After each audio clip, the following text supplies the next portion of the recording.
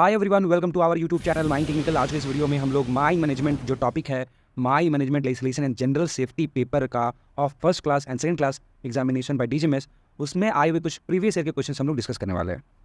ये जो टॉपिक है माइंड मैनेजमेंट, इस टॉपिक पे हमारा तीसरा वीडियो है प्रीवियस ईयर के क्वेश्चन के ऊपर।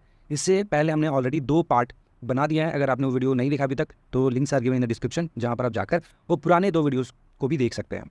तो चलिए बिना कोई देरी के इस वीडियो को शुरू करते हैं। चलिए आज का पहला सवाल डिस्कस करते हैं। Which of the following is an accurate definition of recruitment. Recruitment का एक्यूरेट डेफिनेशन क्या हो सकता है? The process of attempting to fill gaps that exist in the skills of the current labour force. जो skill है current labour force का, ठीक है, उसमें वह प्रोसेस जो गैप है उसमें उसको फिल करने का जो अटेम्प्ट होता है, उस प्रोसेस को हम लोग बोलते हैं रिक्रूटमेंट। ऑप्शन नंबर बी है the system of following someone around and noting how they perform the duties. वह सिस्टम जिसे आप किसी को फॉलो करते हैं और नोट करते हैं कि वो अपना टास्क जो अपना ड्यूटी है वो कैसे कंप्लीट करता है। ऑप्शन नंबर सी है the process by which companies fill the need to find new employees. वह प्रोसेस जिसे कंपनी जो है जो जरूरत है, ठीक है, उसको भरने के लिए नया एम्प्लॉय को फाइंड करती है, उसको बोलता है रिक्रूटमेंट। ऑप्शन नंबर डी है statement that enshrines the fundamental objectives of the company. ऐसा स्टेटमेंट जिसमें कंपनी का फंडामेंटल ऑब्जेक्टिव मेंशन हो। और ऑप्शन नंबर ई है all none of the above. तो सही उत्तर क्या होगा उसको जानने से पहले थोड़ा रिक्रूटमेंट के बारे में जान लेते हैं। Recruitment is a process of identifying, attracting and selecting candidates to fill job vacancies within an organisation. और रिक्रूटमेंट का मतलब होता है किसी ऑर्गेनाइजेशन में जो जॉब वैकेंसी है उसको फिल करने के लिए कैंडिडेट्स को आइडेंटिफाई करना, अट्रैक्ट करना और सेलेक्ट करना।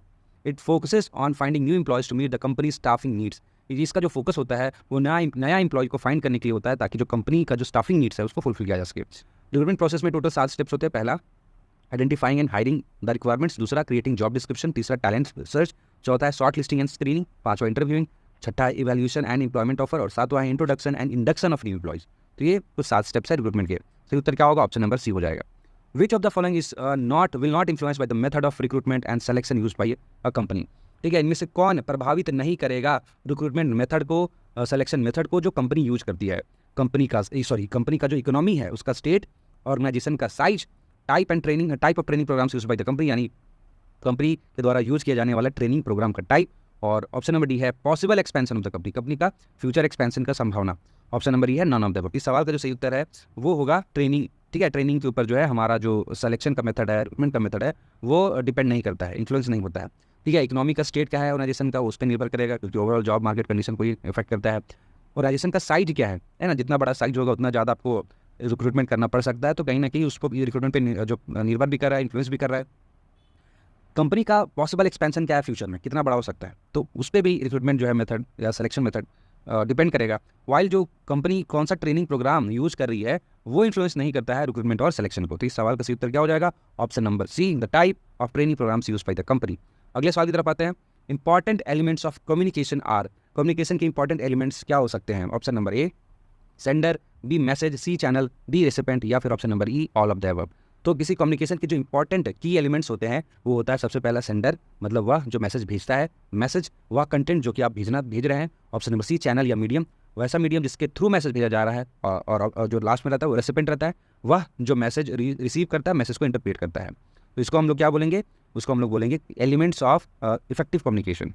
ठीक है, तो सवाल का सही उत्तर क्या है? ऑल ऑफ दिस, यानी सेंडर भी होगा, मैसेज भी होगा, चैनल भी होगा, रेसिपेंट भी होगा। अगले सवाल की तरफ आते हैं। The commonly used abbreviation of PSM in management stands for. जो पीएसएम जो है मैनेजमेंट में जो यूज होता है उसका फुल फॉर्म क्या होता है? Process safety manual, process safety management, process safety maintenance, all of the above, none of the above.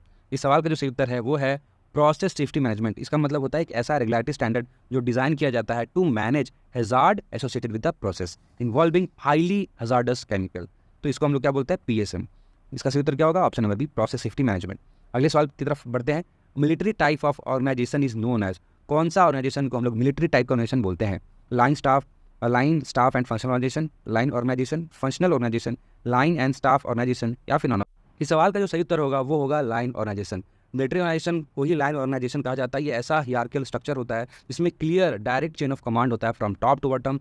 इसमें अथॉरिटी और रिस्पॉन्सिबिलिटी फ्लो करती है लीनियरली, और हर लेवल जो होगा वो रिपोर्ट करता है अपने ऊपर के लेवल को। तो इसको हम लोग क्या बोलते हैं? Line organisation. इसके अलावा और भी ऑर्गेनाइजेशन होता है जैसे functional organisation, line and staff organisation, matrix organisation, divisional organisation. तो इसके बारे में भी आप पढ़ सकते हैं। इससे सवाल का सही उत्तर क्या होगा? Option number B, line organisation. अगले सवाल की तरफ आते हैं। Communication is a, option number A act as a basis of coordination, provides needed information for decision making, promotes cooperation and mutual understanding, establishes effective leadership.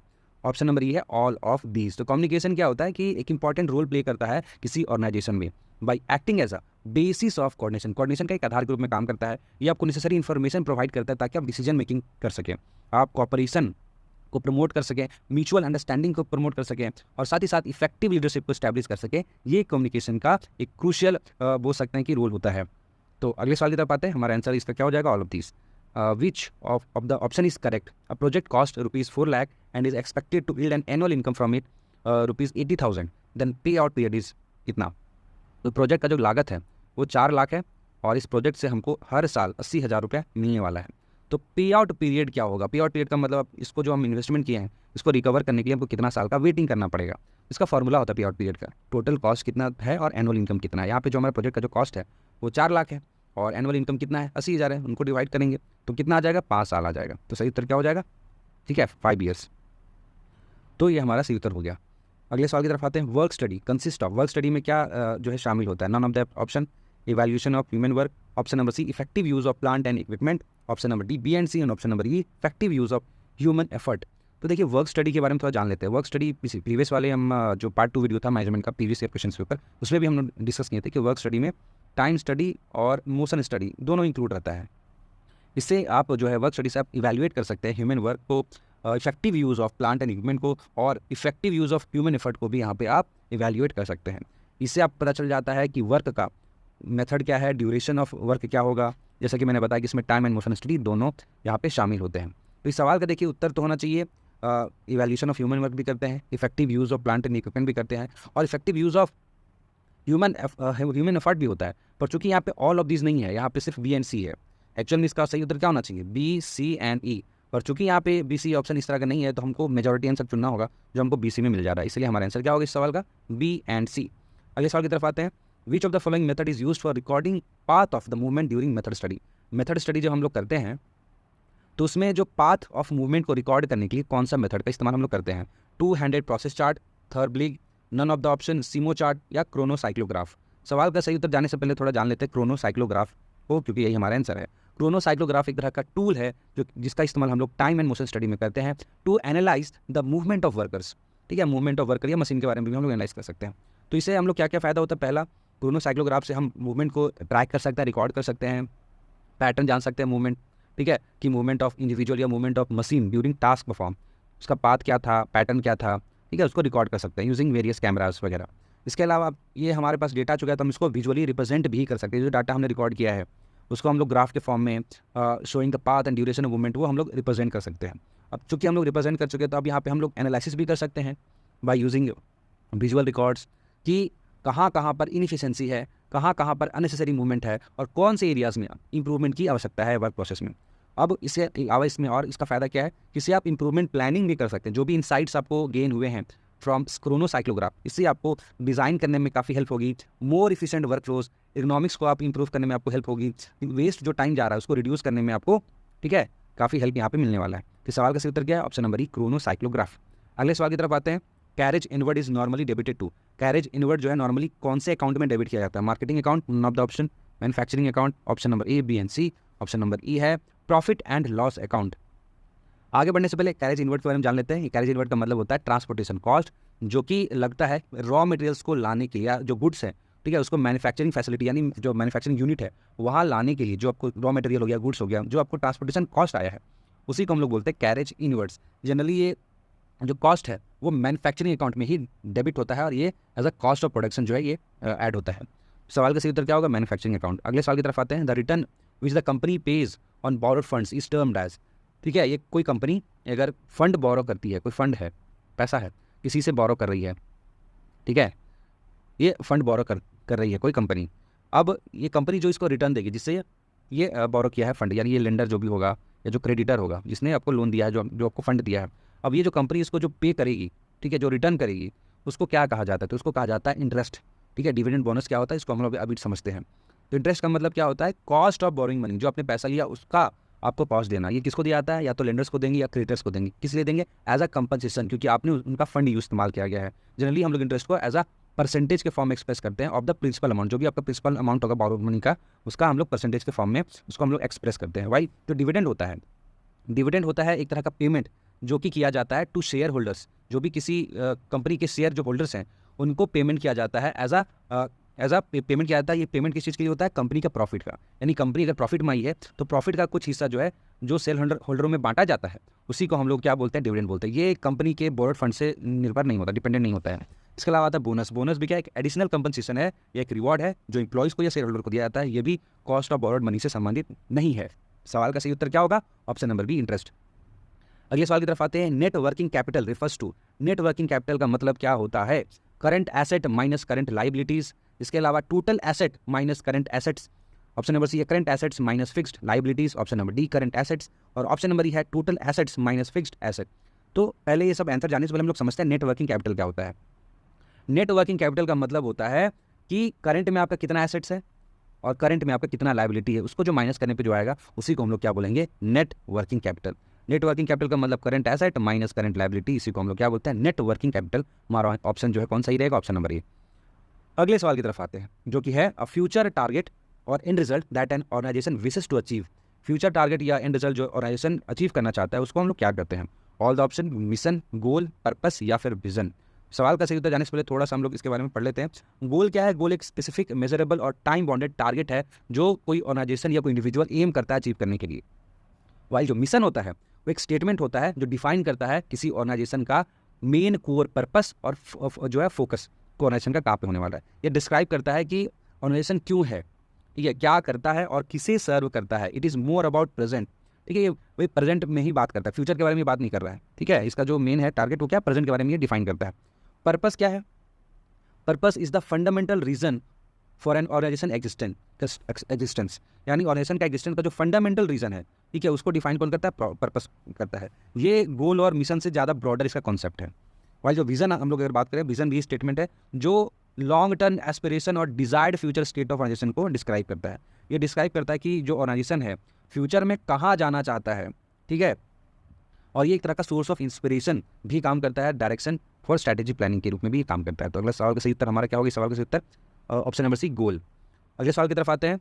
What is break even, break even क्या है, each company after investment of capital start earning profit after completing 2 years। हर company investment करने के बाद 2 साल के बाद जो प्रॉफिट आने लगता है उसको, ठीक है, उसको बोलते हैं ब्रेक इवन, ठीक है। बी क्या है, it is a point at which company starts making huge losses. वह पॉइंट जिसके बाद कंपनी जो है बहुत ज़्यादा लॉसेस जो है बनाने लगता है उसको बोलते हैं, ऑप्शन नंबर सी है, it is a point at which company starts lending money to the outsider. वह पॉइंट जिसके बाद कंपनी जो है पैसा देने लगती है आउटसाइडर्स को। ऑप्शन नंबर डी है, वह point of balance between making either a profit और लॉस, मतलब वह पॉइंट जिसपे प्रॉफिट और लॉस में बैलेंस हो जाए, मतलब नो प्रॉफिट नो लॉस हो जाए। और ऑप्शन नंबर ई है, it is a point at which company starts making high profit. वह पॉइंट जिसके बाद कंपनी बहुत ही ज़्यादा प्रॉफिट जो है बनाने लगे तो उसको बोलेंगे ब्रेक इवन। क्या है इसका सही उत्तर, जाने से पहले थोड़ा सा इसका एक्सप्लेनेशन डिस्कस करते हैं। ब्रेक इवन पॉइंट का मतलब होगा वह पॉइंट जिस समय कंपनी का जो टोटल रेवेन्यू है वो एक्जैक्टली मैच कर जाए जो कंपनी का जो टोटल कॉस्ट है, ठीक है, जो भी प्रोडक्ट बना रही है, प्रोडक्ट बनाने में जो टोटल कॉस्ट लग रहा है, ठीक है, और प्रोडक्ट बेचने के बाद जितना रेवेन्यू आ रहा है वो एक्जैक्टली बराबर हो जाए, यानी जो रेवेन्यू है बराबर हो जाए टोटल कॉस्ट के, तो उस समय जो पॉइंट होगा उसको हम लोग क्या बोलेंगे कि ये ब्रेक इवन पॉइंट है। इसका मतलब है यहाँ पर ना ही हमको प्रॉफिट हो रहा है ना ही हमको लॉस हो रहा है, तो इसको क्या बोलेंगे, no profit no loss, option number D. अगले सवाल की तरफ आते हैं। Which of the following is और are the limitation of break even point. इनमें से कौन ब्रेक इवन पॉइंट के लिमिटेशन है या फिर हो सकते हैं सब। तो no loss no profit, assume fix cost are constant, मतलब यहाँ पे जो फिक्स कॉस्ट है इसको यहाँ पे कांस्टेंट मानेंगे। ऑप्शन नंबर जो है स्टेटमेंट नंबर 3 जो है, assume quantity of goods produced is equal to the quantity of goods sold, यानी यहाँ पे माना जा रहा है कि जो भी गुड्स जो भी हम लोग उत्पाद बना रहे हैं, ठीक है, वो पूरा का पूरा जो है वो सोल्ड हो जाएगा। तो इनमें से कौन सा स्टेटमेंट जो है ब्रेक इवन पॉइंट का लिमिटेशन है, ठीक है, वो आपको बताना है कि इसमें क्या फॉल्ट है, ब्रेक इवन पॉइंट में क्या इसमें फॉल्ट रहता है इसका। Option number A 1, 2 and 3, B 1, option number C 2 and 3, option number D 3 and option number E 2। समझते हैं थोड़ा सबके बारे में। देखिए ब्रेक इवन पॉइंट तो नो लॉस नो प्रॉफिट तो होता ही है, तो ये इसका कोई लिमिटेशन नहीं है, इसका एग्जैक्ट तो डिफिनेशन ही है कि ब्रेक इवन पॉइंट का मतलब क्या है, नो प्रॉफिट नो लॉस, तो ये इसका लिमिटेशन ही होगा। ब्रेक इवन पॉइंट में क्या होता है कि हम लोग मान के चलते हैं कि जो हमारा फिक्स्ड कॉस्ट है, फिक्स कॉस्ट हम लोग बता चुके हैं इससे पहले वाले मैनेजमेंट पार्ट 2 वाले प्रीवियस के क्वेश्चन में, फिक्स कॉस्ट वेरिएबल कॉस्ट दोनों हम लोग बता चुके हैं। तो फिक्स कॉस्ट यहाँ पे माना जाता है कि कांस्टेंट है, और ये भी माना जाता है कि जितना क्वांटिटी हम लोग प्रोड्यूस कर रहे हैं उतना पूरा का पूरा क्वांटिटी जो है वो सेल हो जाएगा। तो ये दोनों ही इसके लिमिटेशन है, क्योंकि यहाँ पे जब आप मानते हैं कि ब्रेक इवन एनालिसिस में कि हमारा जो फिक्स कॉस्ट है वो चेंज नहीं होगा, जैसे कि रेंट हो गया, सैलरीज हो गया, पर लॉन्ग टर्म में सही नहीं होता। लॉन्ग टर्म में जैसे आपका जो है आपका ये जो रेंट है, सैलरी है, वो क्या चेंज नहीं होता, चेंज होता ही है, ठीक है। आज मान के चलिए किसी आप ज़मीन को जो है रेंट पे अगर दे रहे हैं, अभी उसका जो कॉस्ट है 50 साल के बाद उसका कॉस्ट चेंज हो जाएगा, 10 साल के बाद उसका कॉस्ट चेंज हो जाएगा, है कि नहीं। या फिर जो प्रोडक्शन स्केल अप या डाउन होता है तब भी जो है आपका फिक्स कॉस्ट जो है चेंज हो जाता है।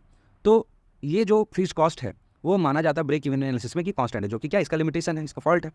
अगले में इसमें ये भी बोला गया है कि quantity of goods produce is equal to the quantity of goods sold, यानी जितना क्वांटिटी आपने प्रोड्यूस किया है उतना क्वांटिटी गुड्स सोल्ड हो जाएगा, ऐसा हम लोग मानते हैं ब्रेक इवन एनालिसिस में, जो अगेन एक लिमिटेशन है। ऐसा तो होता नहीं है जितना भी प्रोडक्ट हमने, जितना भी गुड्स हमने बनाया वो सभी के सभी बिक जाए, ऐसा तो हमेशा पॉसिबल नहीं है।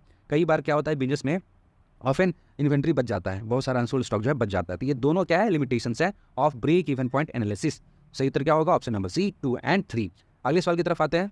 People who work in a human resource department should have the knowledge of, वैसे लोग जो ह्यूमन रिसोर्स डिपार्टमेंट में काम करते हैं उनको किस चीज़ का नॉलेज होना चाहिए, IT, finance, all of the option, organisational behaviour, option number E marketing. देखिए जो लोग भी ह्यूमन रिसोर्स डेवलपमेंट में काम करते हैं तो जाने से पहले वो जान लेते हैं कि ह्यूमन रिसोर्स क्या होता है। देखिए ह्यूमन रिसोर्स डिपार्टमेंट एक डिवीजन होता है बिजनेस में, जो कि जिसका काम होता है फाइंड करना, स्क्रीन करना, रिक्रूट करना, ट्रेनिंग करना, किसको, ठीक है, एम्प्लॉय बेनिफिट प्रोग्राम्स को चलाना। मतलब एक तरह समझ लीजिए कि एचआर डिपार्टमेंट का काम होता है कि रिक्रूटिंग करना, ठीक है, जो भी एम्प्लॉयज़ को फाइंड करना, स्क्रीनिंग करना, उनको ट्रेनिंग देना, ठीक है, और एम्प्लॉय बेनिफिट जो प्रोग्राम्स उसको एडमिनिस्टर करना, ठीक है। तो एचआर प्रोफेशनल के लिए जरूरी है कि ऑर्गेनाइजेशनल बिहेवियर वो समझें। इसके अलावा, ठीक है, इनको ये भी समझना होगा, ठीक है, कि जो इंडिविजुअल्स हैं या जो ग्रुप ऑफ इंडिविजुअल है ये कैसे किसी ऑर्गेनाइजेशन में बिहेव करते हैं, ताकि आपको मैनेज करना आना चाहिए एम्प्लॉय रिलेशंस। तो ये चीज़ जो है आपको आना चाहिए। तो इस सवाल का जो सही उत्तर क्या होगा, ऑर्गेनाइजेशनल बिहेवियर। ऑर्गेनाइजेशन का जो बिहेवियर है वो मार्केटिंग से आपको कोई लेना देना नहीं, क्योंकि आप ह्यूमन रिसोर्स डिपार्टमेंट, आपको मार्केटिंग का कोई मतलब नहीं, आईटी, फिनांस, इसका ज़्यादा जरूरत नहीं है। सबसे ज़्यादा जरूरत है ऑर्गेनाइजेशनल बिहेवियर का नॉलेज आपका होना चाहिए अगर आप एचआरडी में काम करते हैं तो। अगले सवाल की तरफ आते हैं। Which of the following is not a function of personnel management. Personnel management मतलब ह्यूमन रिसोर्स मैनेजमेंट का फंक्शन इनमें से कौन नहीं है। Production planning control, wages and salary administration, training and development of man power, none of the option, recruitment and selecting man power. तो देखिए simple सा बिना आपको दिखाई दे रहा है कि पर्सनल मैनेजमेंट का मतलब ह्यूमन रिसोर्स मैनेजमेंट। यहाँ पे आप सैलरी जो देना है, वेजेस देना है, ट्रेनिंग वगैरह हो गया, रिक्रूटमेंट वगैरह, ये तो होगा ही होगा फंक्शन पर्सनल मैनेजमेंट का, ठीक है। प्रोडक्शन प्लानिंग एंड कंट्रोल ये पर्सनल मैनेजमेंट का या ह्यूमन रिसोर्स मैनेजमेंट का फंक्शन नहीं होता है ना। पर्सनल मैनेजमेंट का जो टास्क होता है, फंक्शन होता है, इंप्लॉयज़ को मैनेज करना, जैसे उनका वेजेस हो गया, सैलरी एडमिनिस्ट्रेशन करना, ट्रेनिंग करना, डेवलपमेंट, रिक्रूटमेंट और सिलेक्शन। वाइल जो प्रोडक्शन प्लानिंग है, कंट्रोल है, वो पर्सनल मैनेजमेंट के पार्ट नहीं आएंगे। वो किसके पार्ट होंगे, वो प्रोडक्शन मैनेजमेंट का पार्ट होगा। सही उत्तर क्या होगा, option number A, production planning and control. अगले सवाल की तरफ आते हैं। Personal man should be a person who must have the following skill. Personal man जो होगा, ठीक है, जो एचआर में जो काम करेगा वो व्यक्ति के पास कौन से स्किल होना चाहिए। Human relationship skill, sensibility, conceptual skill, none of the option, या option number E, A, B and C. देखिए जो भी एचआर प्रोफेशनल होते हैं, ह्यूमन रिसोर्स प्रोफेशनल होते हैं या पर्सनल मैनेजर होते हैं, उनको आइडियली क्या होना चाहिए, ह्यूमन रिलेशन स्किल पता होना चाहिए। ह्यूमन रिलेशन स्किल का मतलब कि to manage and interact with people efficiently, लोगों से कैसे इंटरेक्ट करना है, कैसे लोगों को मैनेज करना है, ये आपको आना चाहिए। दूसरा, सेंसिबल भी होना चाहिए आपको समझना पड़ेगा, ठीक है, इंप्लॉयज़ का नीड को, इंप्लॉयज़ का इमोशंस को, और साथ ही साथ कंसेप्चुअल स्किल भी होना चाहिए कि आप जो है पूरे को आप एक ऑर्गेनाइजेशन की तरफ देखें एज अ होल, ठीक है, कि सभी जो अलग अलग फंक्शन है वो एक साथ ही यहाँ पे काम करते हैं। तो ये सारे स्किल जो है एक पर्सनल मैनेजमेंट या पर्सनल मैनेजर को, एचआर प्रोफेसर को आने चाहिए। तो क्या होगा, option number A, B and C. अगले सवाल की तरफ आते हैं। Which of the following matches the definition covering up weakness by stressing a desirable और स्ट्रॉन्गर ट्रेट। ठीक है, आपका जो वीकनेस है उसको कवर करने के लिए एक स्ट्रॉन्गर ट्रेट का इस्तेमाल करना, ये इसको कौन डिफाइन कर रहा है, रैशनलाइजेशन, प्रोजेक्शन, कंपनसेशन या डिस्फोरिया। तो देखिए इसका सबका मतलब समझ लेते हैं। रेशनलाइजेशन का मतलब क्या होता है, रेशनलाइजेशन का मतलब होता है ये डिफेंस मैकेनिज्म है जिसमें कोई आदमी जो है अपना जो बिहेवियर है या फीलिंग्स को जो है वो जस्टिफाई करने की कोशिश करता है, भले वो सही हो या नहीं हो। जैसे कि अगर कोई व्यक्ति, ठीक है, जैसे कि अभी आपका second class first class exam होने वाला है, अगर एग्जाम में कोई फेल हो गया, ठीक है, तो एग्जाम फेल होने के बाद वो ये कहने लगे कि ये एग्जाम उतना इंपॉर्टेंट नहीं है, ठीक है, कोई दिक्कत नहीं, फेल हो गया तो बाकी तो अपना काम चलते रहेगा ना। ये जो जस्टिफिकेशन अगर आप दे रहे हैं क्या रेशनलाइज कर रहे हैं। अगर कोई एग्जाम में फेल होता है, बोलने लगेगा अरे एग्जाम उतना ज़्यादा इंपॉर्टेंट नहीं था, ठीक है, तो इसको क्या बोल रहे हैं, रैशनलाइजेशन करना। मतलब जो आपका जो फीलिंग है, जो बिहेवियर है, उसको जस्टिफाई करना, जो हो सकता है सही भी ना हो। ठीक है, एग्जाम में फेल हो गए और क्वेश्चन बोलने लगे, क्वेश्चन बहुत ही टफ था, बहुत ही क्वेश्चन टफ था, क्वेश्चन किसी से नहीं बना, तो क्या जस्टिफिकेशन दे रहे हैं। ठीक है, तो इसको क्या बोलते हैं, रैशनलाइजेशन। दूसरा होता है प्रोजेक्शन। प्रोजेक्शन क्या होता है, प्रोजेक्शन का मतलब जो अपना अनडिजायरेबल फीलिंग है, ठीक है, या थॉट है जो अनडिजायरेबल है, उसको दूसरे के ऊपर थोप देना। जैसे कि आप बहुत ज़्यादा गुस्सा हैं, ठीक है, लेकिन अगले वाला but does not want to admit it, लेकिन आप नहीं चाह रहे कि आप ये एडमिट करें कि आप गुस्सा है, तो आप क्या बोलेंगे कि नहीं मैं गुस्सा नहीं हूँ, अगले वाला गुस्सा है। ठीक है, वो प्रोजेक्ट करें किसी के ऊपर, तो इसको बोलेंगे प्रोजेक्शन। वाइल कंपनसेशन जो होता है वो क्या होता है, is a act of covering of the weakness by emphasising a stronger trait. Compensation क्या होता है, सपोज आप स्पोर्ट्स में अच्छे नहीं हैं, ठीक है, तो आपने फोकस करना स्टार्ट कर दिया एकेडमिक्स में, पढ़ाई लिखाई में, टू कंपनसेट, तो इसी को बोलते हैं कंपनसेशन। कंपनसेशन का मतलब जो भी आपका वीकनेस है, ठीक है, उसको कंपनसेट करने के लिए कोई दूसरा चीज़ में आप एक्सीलेंस करने लगे तो इसको क्या बोलेंगे, कंपनसेशन। वाइल डिस्फोरिया जो है ये डिससेटिस्फैक्शन का लाइफ विथ लाइफ का फीलिंग है, ठीक है, या ऐसा स्टेट है जहाँ पर आप जीवन से डिससेटिस्फाइड हैं, तो उसको क्या बोलते हैं, डिस्फोरिया। ठीक है, तो सही उत्तर क्या हो जाएगा? Option number C, compensation. अगले सवाल की तरफ आते हैं। Which one of the following training is provided to enhance decision making skill? इनमें से कौन सा ट्रेनिंग दिया जाता है to enhance decision making skill? Management games, action learning, all of the option, behaviour modelling या फिर ऑन द जॉब ट्रेनिंग? तो मैनेजमेंट गेम्स जो है, ठीक है, वो जो है वो हेल्प करता है डिसीजन मेकिंग प्रोसेस स्किल्स को इन्हांस करने के लिए। ये क्या होता है? ये रियल लाइफ सिनेरियोज के ऊपर ये बेस्ड होता है, जिस पर पार्टिसिपेंट जो है डिसीजन मेक करते हैं और देखते हैं कि उसका रिजल्ट क्या है। ठीक है, जिससे उनको क्या पता चलता है कि उनको पता इन्हांस करने को मिलता है अपना डिसीजन मेकिंग एबिलिटीज़ को। सही उत्तर क्या होगा? Management games. अगले सवाल की तरफ आते हैं। Which dash process chart is a graphic representation of the sequence of all the operations and inspection involve in a process और प्रोसीजर? ये डैश कौन सा प्रोसेस चार्ट है जो कि ग्राफिकल रिप्रेजेंटेशन है सभी सीक्वेंस का? कौन सा सीक्वेंस का? किसी प्रोसेस या प्रोसीजर, ठीक है, सॉरी, किसी ऑपरेशन, ठीक है, ठीक है, कोई मान के चलिए कोई प्रोसेस है, ठीक है, या कोई प्रोसीजर है, उसमें आप क्या करने वाले हैं, जो ऑपरेशंस करने वाले हैं, जो इंस्पेक्शन करने वाले हैं, उसको सीक्वेंस में, ठीक है, शो करने के लिए ग्राफिकल रिप्रेजेंटेशन चार्ट बनाया जाता है। उस चार्ट को क्या बोलते हैं? Travel process chart, flow process chart, operation process chart, outline process chart या फिर नन ऑफ द ऑप्शन? सवाल का जो सही उत्तर क्या होगा? वो ऑपरेशन प्रोसेस चार्ट है। ऑपरेशन प्रोसेस चार्ट क्या है? एक ग्राफिक रिप्रेजेंटेशन है जो स्पेशली फोकस करता है sequence of operation and inspection in a process और प्रोसीजर। किसी प्रोसेस या प्रोसीजर में जो ऑपरेशन का सीक्वेंस है, जो इंस्पेक्शन का सीक्वेंस है, उसको रिप्रेजेंट किया जाता है, तो उसको हम लोग क्या बोलते हैं? Operation process chart. देखिए, प्रोसेस भी लिखा हुआ है, इंस्पेक्शन भी लिखा है, कंबाइंड एक्टिविटी भी लिखा हुआ रहता है, तो ऐसे चार्ट को हम लोग बोलते हैं ऑपरेशन प्रोसेस चार्ट। अगले सवाल की तरफ आते हैं। Dash is the capacity to affect the behaviour of others? वह क्षमता, डैश इज क्षमता ऑफ दूसरे लोगों के बिहेवियर को प्रभावित करने की क्षमता को क्या बोलते हैं? एग्रेशन, ट्रेट, लीडरशिप, पावर या ऑल ऑफ द एबव? तो सही उत्तर क्या होगा? पावर। अब देखिए, जो पावर है, पावर का मतलब क्या है? Power is a capacity to influence और control the behaviour of other. Power क्या है? एक ऐसा क्षमता है जिससे आप किसी दूसरे के बिहेवियर को नियंत्रित कर सकते हैं या प्रभावित कर सकते हैं। तो पावर देखिए 5 तरह से आ सकता है। पहला, लेजिटिमेट पावर। ये पावर जो है आपके पोजीशन से आता है। सपोज आप किसी ऑर्गेनाइजेशन में एज अ मैनेजर है या एज अ लीडर है, तो ये आपके पास ये पावर होता है कि आप दूसरे के बिहेवियर को इन्फ्लुएंस कर सकते हैं, कंट्रोल कर सकते हैं। ये लेजिटिमेट पावर आ गई। जैसे कि आप किसी माइंस का मैनेजर है, तो जो आपको पावर मिल रहा है आप उसको क्या बोलेंगे? Legitimate power. फिर आता है रिवॉर्ड पावर। रिवॉर्ड पावर से भी आप काम करवा सकते हैं, दूसरे बिहेवियर को इन्फ्लुएंस कर सकते हैं, कंट्रोल कर सकते हैं। आपने बोला कि सबको जो है, ठीक है, आप खदान के कुछ भी हैं मान के चलिए, लेकिन आपने क्या बोला कि जो प्रोडक्शन जो है 10,000 टन जो है एक दिन में एक्स्ट्रा करेगा, तो उसको हम कुछ रिवॉर्ड देंगे, ठीक है, कुछ पैसा दे देंगे। तो इससे क्या है? आप इन्फ्लुएंस कर दिए अदर के बिहेवियर को, तो इसको क्या बोलेंगे? Reward power. उसके बाद नेक्स्ट पावर होता है एक्सपर्ट पावर। ये, ठीक है, ये किसके ऊपर बेस्ड होता है? ये नॉलेज और स्किल्स के ऊपर बेस्ड होता है। ये पावर तब आपके पास होगा जब आपके पास नॉलेज या स्किल हो, उससे जो पावर है आपके पास उसको बोलते हैं एक्सपर्ट पावर। फिर आता है रिफरेंट पावर। रिफरेंट पावर का मतलब पर्सनल क्वालिटीज़ या करिश्मा के कारण जो आपके पास पावर है, तो वो जो पावर आता है उसको क्या बोलते हैं? Referent power. सपोज यहाँ पे जैसे कि सोशल मीडिया है, ठीक है, अमिताभ बच्चन है, उनके पास पावर है कि आप कुछ भी पोस्ट लिख दे तो बहुत सारा कुछ, मतलब बहुत सारे लोग जो है जो बिहेवियर है वो इन्फ्लुएंस हो सकता है। तो ये अमिताभ बच्चन क्या है? उनके करिश्मा के कारण, उनके पर्सनल क्वालिटी के कारण जो इनको पावर मिला है। तो ये कौन सा पावर हुआ? ये रिफरेंट पावर हो गया। अब आता है कोरोसिव पावर। कोरोसिव पावर क्या होता है? Involves the ability to impose penalties and punishment. अब देखिए, अब जब भी आप ट्रैफिक फॉलो करते हैं, ट्रैफिक गाड़ी चलाते हैं मतलब रास्ते पे, तो क्या है कि पनिशमेंट के डर से, ठीक है, पेनल्टी के डर के जो आपका अगर मन रहता है कि नहीं हम थोड़ा स्पीड चलाएंगे, लेकिन जैसे ही देखते हैं कि वहाँ पे कोई ट्रैफिक पुलिस है तो आप स्लो कर लेते हैं। तो ये क्या है? ये कोरोसिव पावर है। ये पनिशमेंट या पेनल्टी के डर के कारण जो है किसी को इन्फ्लुएंस करना, किसी के बिहेवियर को इन्फ्लुएंस करना, वो कौन सा पावर कहलाएगा? कोरोसिव पावर कहलाएगा। तो ये सभी पावर के एक तरह से टाइप हैं। सही उत्तर क्या होगा? पावर। अगले सवाल की तरफ आते हैं। In recent year autonomous working groups have come to play an important part in many businesses होगा। What are their essential features? जो ऑटोनॉमस वर्किंग ग्रुप्स हैं या ऑटोनॉमस वर्किंग टीम्स हैं आजकल के बिजनेस में काफ़ी ज़्यादा इंपॉर्टेंट रोल प्ले कर रहे हैं। इनके कुछ इंपॉर्टेंट फीचर या एसेंशियल फीचर क्या हैं? Option number A, creation of team which have high level of autonomy and control over their immediate working environment. ठीक है, ऐसा टीम्स को बनाना जिसमें हाई लेवल ऑफ ऑटोनॉमी हो, मतलब बहुत ज़्यादा अथॉरिटी उनको दिया गया है अपने काम को लेकर, अपने इन्वायरमेंट को लेकर, तो उसको बोलेंगे option number B, a group of expert brought into research new ways of producing product. ठीक है, बहुत सारा एक्सपर्ट का ग्रुप लेके आना जो कि रिसर्च करे नया तरीका, ठीक है, किसी प्रोडक्ट को प्रोड्यूस करने का। ऑप्शन नंबर सी है नन ऑफ द ऑप्शन। तो शॉर्ट में बताते हैं सवाल का जो सही उत्तर होगा वो होगा ऑप्शन नंबर ए। एक ऑटोनोमस वर्किंग ग्रुप एक ऐसा ग्रुप ऑफ पीपल होता है किसी बिजनेस में जिसमें बहुत ज़्यादा उनको अथॉरिटी दिया, बहुत ज़्यादा उनको पावर दिया जाता है to manage their own work practices and make decision. उनको अपने काम को मैनेज करने का और डिसीजन मेक करने का उनको फुल अथॉरिटी दिया जाता है। तो उसको हम लोग क्या बोलते हैं? Autonomous working group. Autonomous working group जो है वो अकाउंटेबल होते हैं जो भी उनके द्वारा वर्क किया गया उसके रिजल्ट के ऊपर, और कोलैबोरेट भी करते हैं एक दूसरे के टास्कों में।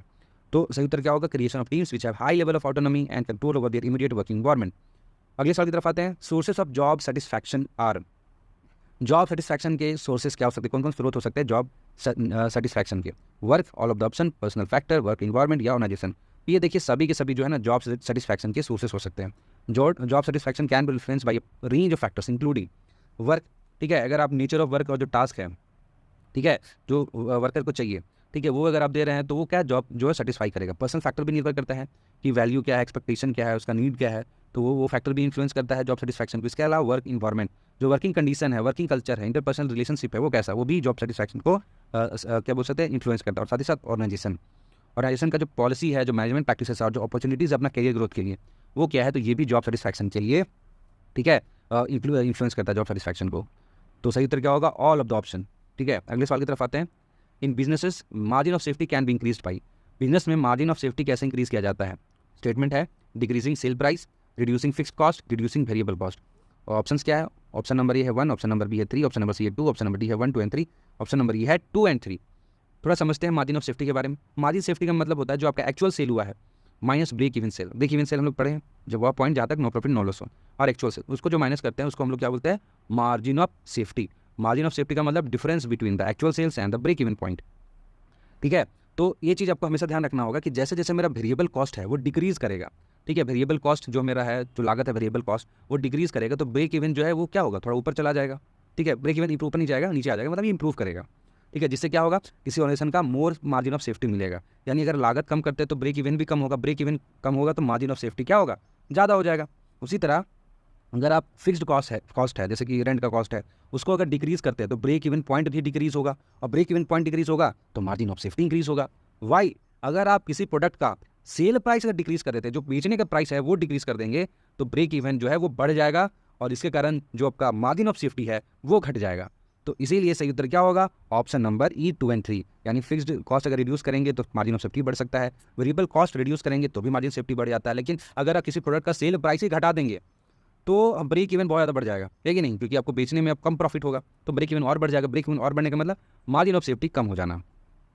अगले सवाल की तरफ आते हैं। The comparison of financial data of the same time period of different organisation engage in a similar businesses is known as. ठीक है, कंपेयर करना फाइनेंशियल डेटा को, ठीक है, किसी बहुत अलग अलग ऑर्गेनाइजेशन के जो फाइनेंशियल डेटा उसको, ठीक है, सिमिलर बिजनेस होना चाहिए। मतलब देखिए, दो ऑर्गेनाइजेशन है ए एंड बी, दोनों का बिजनेस जो है सिमिलर है। सपोज ये पेप्सी, ये कोका कोला, दोनों का जो बिजनेस है सिमिलर है, दोनों बेवरेजेस में काम करते हैं। अब इनका जो फाइनेंशियल डेटा है, फाइनेंशियल डेटा इसको कंपेयर करना और सेम टाइम में कंपेयर करना, मतलब 2000 अगर 23-24 का करना है तो 2023-24 का करें। तो जो जो कंपैरिजन करते हैं फाइनेंशियल डेटा को, ठीक है, इस दो सिमिलर बिजनेसेस को, ठीक है, अलग अलग ऑर्गेनाइजेशन के जो बिजनेसेस होते हैं, सिमिलर बिजनेसेस होते हैं, उनको उनका जो फाइनेंशियल डेटा है सेम टाइम में जो कंपेयर करते हैं उनको क्या बोलते हैं, spatial data analysis. Option number A and B, cross section analysis, time series analysis, या फिर नन ऑफ द ऑप्शन। सही उत्तर क्या होगा, cross section analysis. Cross section analysis में क्या होता है कि हम लोग अलग अलग, ठीक है, ऑर्गेनाइजेशन जो सेम सिमिलर मतलब बिजनेसेस हो, उनका हम लोग सेम टाइम में कंपैरिजन करते हैं, तो उसको क्या बोलेंगे, वो क्रॉस सेक्शनल स्टडी है। वाइल अगर सेम ऑर्गेनाइजेशन में, ठीक है, हम लोग अलग अलग ग्रुप का अलग अलग टाइम में जो कंपैरिजन करते हैं उसको बोलेंगे लॉन्गिट्यूडनल स्टडी। तो क्वेश्चन में क्या बोला गया था, हमसे क्वेश्चन में पूछा गया था कि डिफरेंट ऑर्गेनाइजेशन, अलग अलग ऑर्गेनाइजेशन है, सिमिलर बिजनेस होना चाहिए, सेम टाइम में जो फाइनेंशियल डेटा का जो कंपैरिजन होगा उसको हम लोग क्या बोलेंगे, तो क्रॉस सेक्शनल एनालिसिस कहते हैं उसको। अगले सवाल की तरफ आते हैं। If productive man hour lost are less their available productive hours will be. अगर जो प्रोडक्टिव मैन आवर है, जो प्रोडक्टिव मैन मतलब वैसा आज जिसमें प्रोडक्शन होना है उसको बोले हैं प्रोडक्टिव मैन आवर। अगर प्रोडक्टिव मैन आवर ये कम होगा, ठीक है, अच्छा लॉस्ट कम होगा, यानी प्रोडक्टिव मैन आवर में जो लॉस्ट हो रहा है अगर वो कम होगा तो प्रोडक्टिव आवर क्या होगा, सेम रहेगा, घटेगा, बढ़ेगा, क्या होगा। सिंपल सा बात देखिए, एक होता है मैन आवर, मैन आवर का मतलब हो गया कि आदमी लोग जो काम करते हैं काम के घंटे। प्रोडक्टिव मैन आवर का मतलब जो जिसमें प्रोडक्शन होता है वो काम के घंटे। अब अगर इसका, ठीक है, जो लॉस्ट है इसमें जो कमी आ रही है, ठीक है, वो अगर वो कम होगा तो क्या होगा, ये बढ़ेगा ना प्रोडक्टिव आवर। सही उत्तर क्या होगा, ऑप्शन नंबर ई मोर होगा। इसको थोड़ा समझ लेते हैं। देखिए क्या होता है, जब भी, ठीक है, when fewer productive man hour are lost, जब कुछ प्रोडक्शन जो मैन आवर होता है, प्रोडक्टिव मैन आवर हो जो अगर कम होते हैं, ठीक है, जब कम होता है, जो लॉस्ट जो टाइम होता है, जैसे कि एब्सेंटिज्म हो गया, डाउन टाइम हो गया, इनफिशिएंसी हो गया, उसके कारण जो अगर हमारा जो मैन आवर का जो लॉस्ट है वो अगर कम होता है तो ज़्यादा समय मिलेगा। इसको ऐसा समझिए कि इसी शिफ्ट में, ठीक है, मान के चलिए काम जो मतलब जो बोल सकते हैं कि मैन आवर लॉस्ट जो है, मैन आवर लॉस्ट वो 1 घंटे का है, ठीक है, किसी शिफ्ट में मैन आवर लॉस्ट कितना 1 घंटे का है, टोटल आवर कितना 8 घंटे का है, ठीक है, ये लॉस्ट कितना 1 घंटे का, तो प्रोडक्टिव आवर कितना है 7 घंटे का, मान के चलिए प्रोडक्टिव आवर है। अगर ये जो लॉस्ट हो रहा है मैन आवर में, ठीक है, वो अगर कम हो जाए, ये क्वेश्चन पूछा गया लॉस्ट मैन आवर में कितना हो रहा है, लॉस्ट प्रोडक्टिव मैन आवर में कितना, मान के चलिए अभी आधा घंटा हो रहा है सिर्फ, तो क्या होगा, ये अगर कमी आ जाता है मैन आवर लॉस्ट में, मैन आवर लॉस्ट वर्ड के साथ आपको टच करना है, मैन आवर जो लॉस्ट मतलब हो रहा है वो उसमें अगर कमी आ जाता है तो क्या होगा कि हमारा प्रोडक्टिव आवर बढ़ जाएगा। क्योंकि यहाँ पे आधा घंटा ही लॉस हो रहा है तो हमारा जो प्रोडक्टिव मैन आवर होगा वो 7.5 घंटा होगा, इसका मतलब जो है हमारा प्रोडक्टिव आवर बढ़ जाएगा। तो सही उत्तर क्या होगा, मोर हो जाएगा। अगले सवाल की तरफ आते हैं। Which of the following is not a normally sign of poor morale amongst work force. ठीक है, पुअर मोरल, ठीक है, वर्कर के बीच में जो है इनमें से कौन साइन नहीं है। ठीक है, वर्करों के बीच में इनमें से कौन एक पुअर मोरल का साइन नहीं है। Option number A high level of absenteeism, बहुत ज़्यादा एब्सेंट मानना। Option number B none of the option. Option number A poor external image and difficulties attracting good recruits, मतलब किसी कंपनी या कोई ऑर्गेनाइजेशन उसका बहुत ही खराब एक्सटर्नल इमेज और बहुत ज़्यादा डिफिकल्टी फेस करना नया रिक्रूटमेंट को अट्रैक्ट करने के लिए। ऑप्शन नंबर डी है increase level of personal productivity, यानी पर्सनल प्रोडक्टिविटी का जो इंक्रीज लेवल है वो। और ऑप्शन नंबर ई है low levels of turnover, low production या लो टर्नओवर हम लोग की कंपनी के कर रहे हैं। तो कौन एक साइन है poor morale amongst the man power. तो सही उत्तर क्या होगा, सही उत्तर होगा जो कौन नहीं है, ये पूछा गया, ध्यान दीजिएगा, कौन नहीं है sign of poor morale amongst the work force and man power में पुअर मोरल का इनसे कौन साइन नहीं। अगर बहुत ज़्यादा एब्सेंट हो रहा है इसका मतलब पुअर मोरल ही, तो हमारा आंसर नहीं होगा, क्योंकि पूछा है कि नहीं होना चाहिए हमारा साइन, वो हमारा आंसर होगा। ठीक है, अगर आप किसी कंपनी का जो एक्सटर्नल इमेज है वो खराब है, आप अट्रैक्ट नहीं कर पा रहे रिक्रूटमेंट का, मान के चलिए आपने रिक्रूटमेंट निकाला, मान के चलिए आपने 6 महीने का जॉब निकाल रहा है, ठीक है, 6 महीने का आपने रिक्रूटमेंट निकाला, ठीक है, तो आप अट्रैक्ट नहीं कर पा रहे हैं लोगों को, ज़्यादा लोग आप कंपनी आपके ऊपर अप्लाई नहीं कर रहे हैं आपके फॉर्म को, आपकी जॉब को, क्या डिफिकल्टी हो रही है गुड रिक्रूटमेंट लेने में, लेकिन अच्छा रिक्रूटमेंट नहीं आ रही है, क्या है ये साइन है पुअर मोरल के। लेकिन हमारा आंसर होगा क्या, नहीं होगा, कि क्वेश्चन है नॉट। फिर है लो लेवल्स ऑफ टर्नओवर, आपका प्रोडक्शन कम हो रहा है, तो ये भी क्या है कि साइन है पुअर मोरल का।